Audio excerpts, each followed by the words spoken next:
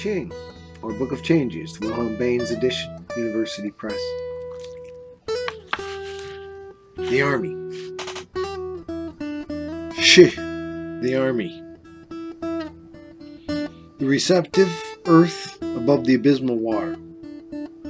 This hexagram is made up of the trigrams Can, Sun, and Kun, Earth, and thus it symbolizes the groundwater stored up in the earth.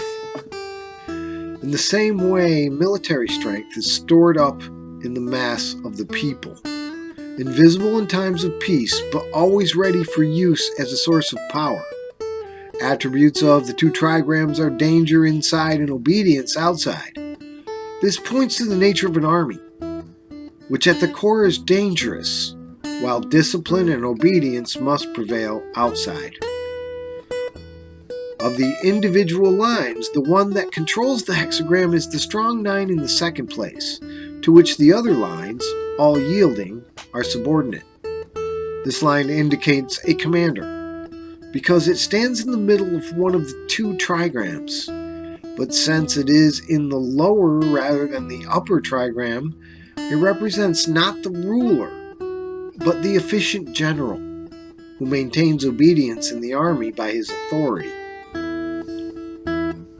The judgment. The army. The army needs perseverance and a strong man, good fortune without blame. An army is a mass that needs organization in order to become a fighting force. Without strict discipline, nothing can be accomplished. But this discipline must not be achieved by force. It requires a strong man who captures the hearts of the people and awakens their enthusiasm. In order that he may develop his abilities, he needs the complete confidence of his ruler, who must entrust him with full responsibility as long as the war lasts.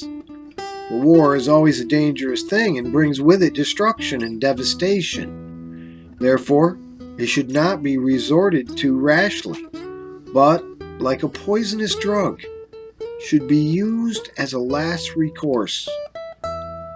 The justifying cause of a war and clear and intelligible war aims ought to be explained to the people by an experienced leader. Unless there is a quite definite war aim to which the people can consciously pledge themselves, the unity and strength of conviction that lead to victory will not be forthcoming. But the leader must also look to it that the passion of war and the delirium of victory do not give rise to unjust acts that would not meet with general approval. If justice and perseverance are the basis of action, all goes well. The image. In the middle of the earth is water, the image of the army. Thus, the superior man increases his masses by generosity toward the people. Groundwater is invisibly present within the earth. In the same way, the military power of a people is invisibly present in the masses. When danger threatens, every peasant becomes a soldier. When the war ends, he goes back to his plow. He who is generous toward the people wins their love, and a people living under a mild rule becomes strong and powerful. Only a people economically strong can be important in military power.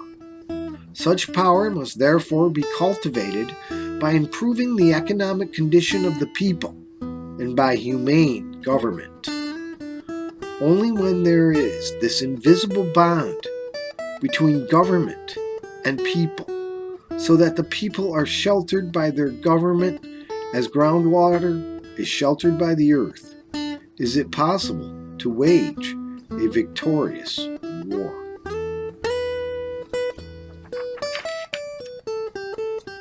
Six at the top means the great prince issues commands, founds states, vests families with fiefs. Inferior people should not be employed. The war has ended successfully. victory is won, and the king divides estates and fiefs among his faithful vassals. But it is important that inferior people should not come into power.